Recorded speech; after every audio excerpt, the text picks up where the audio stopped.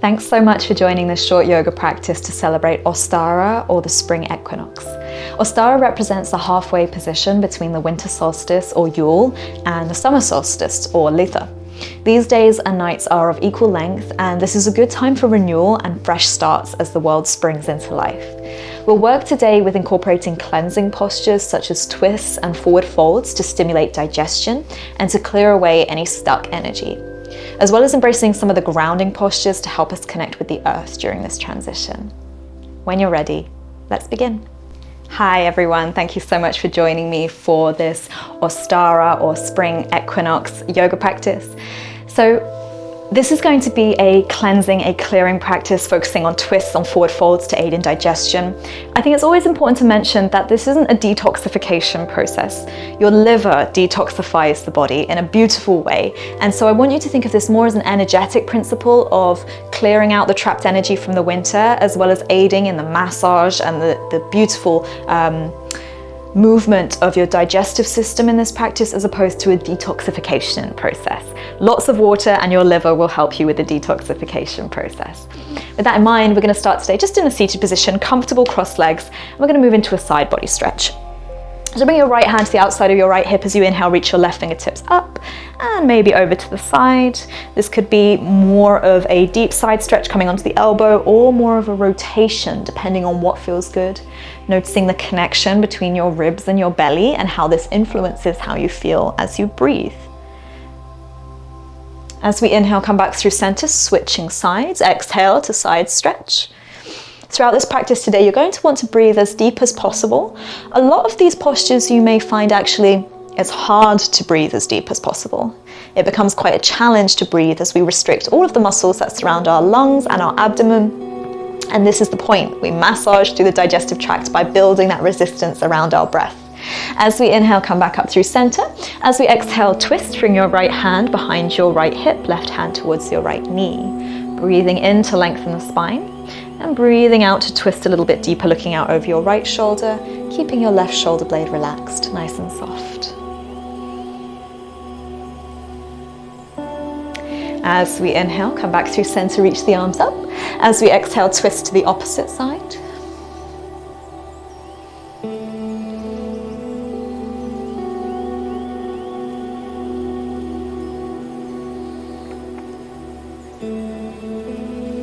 Back through center, reach those arms up, and then as we exhale, bring those hands forward, and we're going to move actually straight away into a downward facing dog. So bring your wrists slightly forward of your shoulders, tuck your toes under, lift up your hips with your knees bent to start with, and you can just focus on pedaling out those heels, bringing the hips nice and high so we have a lovely long spine to work with. And we're going to move into a twisted down dog. So bring your feet actually a little bit wider than a normal down dog and maybe slightly closer to your hands. Bring your left hand across the body towards your right ankle or your right calf as you look out underneath your right armpit.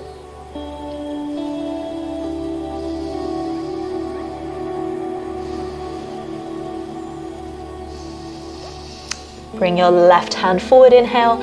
Exhale, right hand across towards your left calf, left ankle.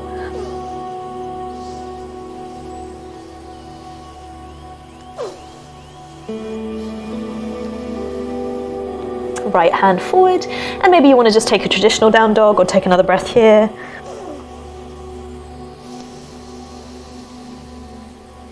Now we're going to move into a low lunge. So if you want to lift your right leg up for momentum, you can. Otherwise, you can just step, breathing in, and then exhale, step your right foot between your hands. Drop your left knee down towards the floor. You can untuck those toes. And then as we inhale, we move into a low lunge. So you can reach those arms up or hands together at the heart center. Stabilizing the hips by squeezing the left glute, sinking the hips low so your right knee is tracking over your ankle. If you'd like here now, you can inhale, reach those arms up, and then as you exhale, twist, reaching the right hand back, the left hand forward, looking back towards the right thumb. Again, you may start to notice it's a little bit harder to breathe. Try to breathe deep anyway. Either stay with this or bring your thumbs towards your sternum and then cross the left elbow to the outside of the right thigh, looking up towards the ceiling over your right shoulder.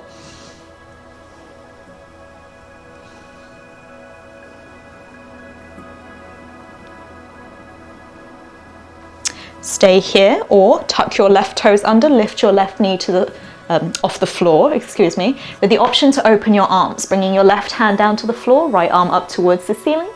Try your best to keep charging that left heel away if your knee is lifted.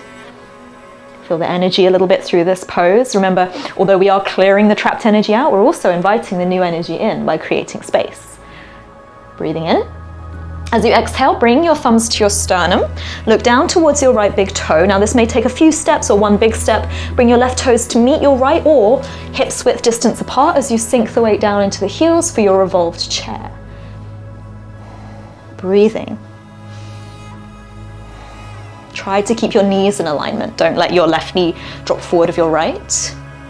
Through center, sink the hips low into a traditional chair. Inhale. Come up to standing, and then as we exhale, we fold forwards. Now bring your hands to your thigh shins or towards the floor on the outside of the feet. We inhale to elongate and we exhale to fold. We want to do our best here to keep the belly connected to something. So if that means bending the knees a bit more generously, that's absolutely brilliant. Over time, maybe we start to straighten those legs and bring the chin a little bit closer to your shin, aiding more in this massage of the digestive tract. As we inhale, head up, look forwards. And now as we exhale, we're actually going to step the right foot back between 3 to 5 feet. Drop the right knee down to the floor. As we inhale, we move into our low lunge on the left side. And then exhale, again, maybe hands to heart center, or you can keep the hands lifted. Take a little bit of time to set up your foundation. Squeeze your right glute, sink your hips low. Stay here, or inhale, sweep those arms up, and then as we exhale, twist, bring your left hand behind, look towards the left thumb.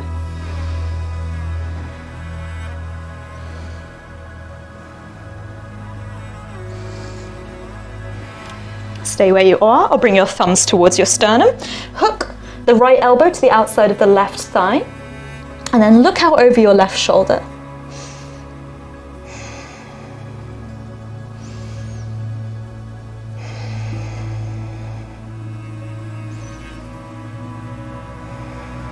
Stay here, or tuck your right toes under, lift your right knee up off the floor. Option to stay with that, or bring your right hand down to the earth, left arm up towards the ceiling as you revolve.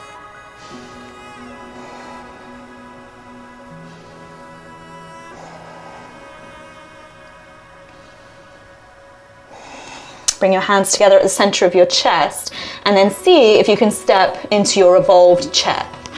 Right foot to meet your left, or hips width distance apart. Sink the hips low. Keep your knees in alignment. Come back through center into traditional chair. And now this time, we're going to heel toe the feet to mat width distance apart and start to fold forwards. You can either come into a wide leg ragdoll, or turn your toes out towards the edges of your mat. Sink those hips low for a garland pose. Hands to heart center or to the earth. One of the best postures for digestion, really finding this grounding energy as well as massaging through the low belly.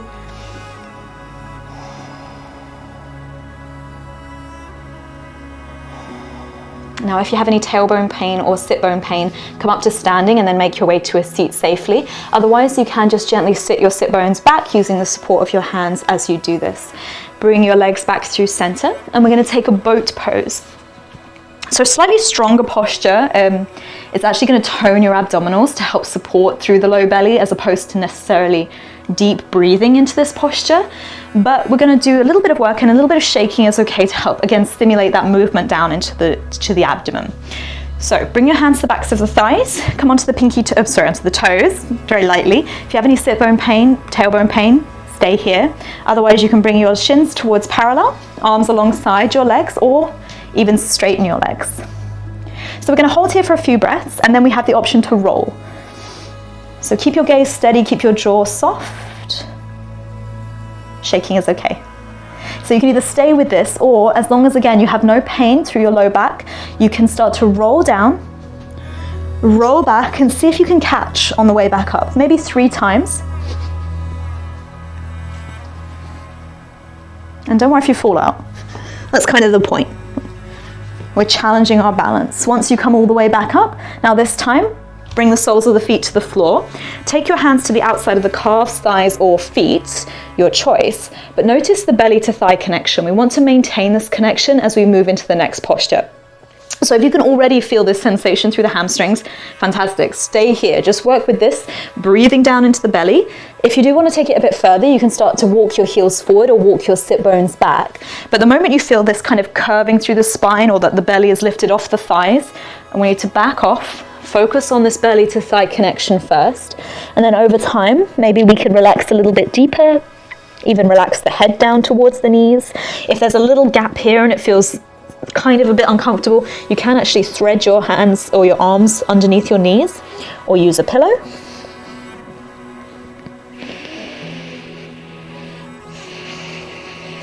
Breathe deep into the belly. See if you can feel the thighs as you breathe.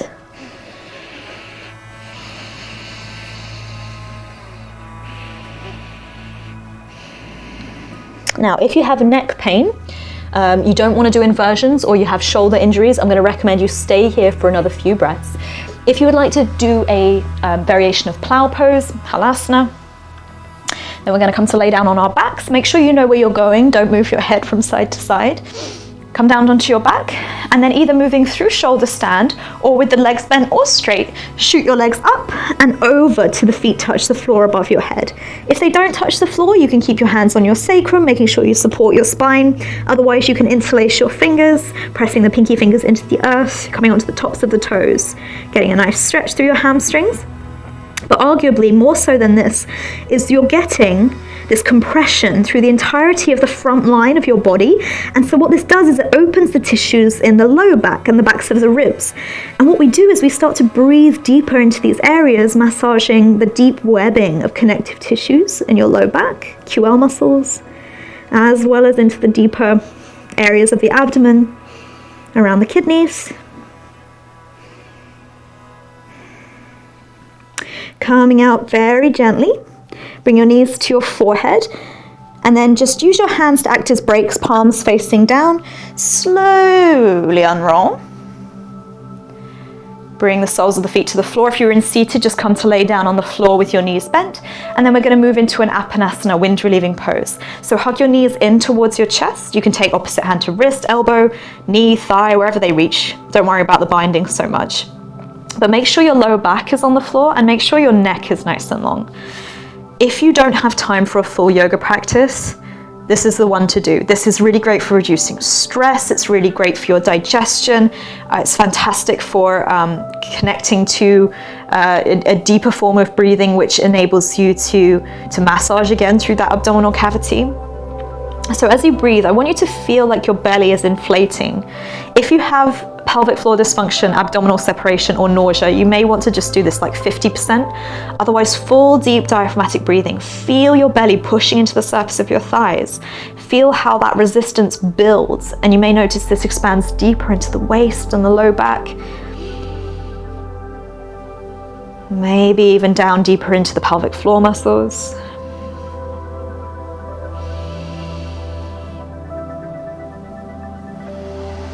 If nothing else, hopefully feeling slightly more relaxed as we stimulate the parasympathetic nervous system. One more deep breath. Release your legs.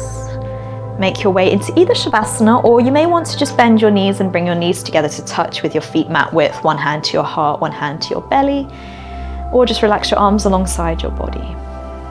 And I just want you to notice how you're feeling at this point. There's no control over your breathing. You may feel with the pulse of your heart or this gentle vibration through your body. This is your energy. On a physical level, this is your cardiovascular system working alongside your neuromuscular system to replenish, strengthen the muscles, heal the muscles that you've lengthened. But on a more subtle level, this is your prana, your life energy circulating through the body. As we transition into spring, we get an abundance of this new energy, but we need to create pathways for it to go. If we stay stuck and stagnant in the habits of the winter or the heaviness and the lethargy we've been holding on to, which served us during a time of hibernation, this can sometimes lead to us feeling angry, burnt out, frustrated, because we don't have a healthy direction in which to spend this energy. And so it takes this clearing of all of the trapped energy first in order to create space for the new energy to draw in. So I encourage you, please, if you have the time, stay resting here for another few minutes. If you have the time, even more so, please take a meditation or a journaling practice to align a little bit deeper with how you want to spend your energy over the spring season. But however you spend your spring, I wish you all the best and the most abundant energy. Thank you all so much for joining me. Namaste.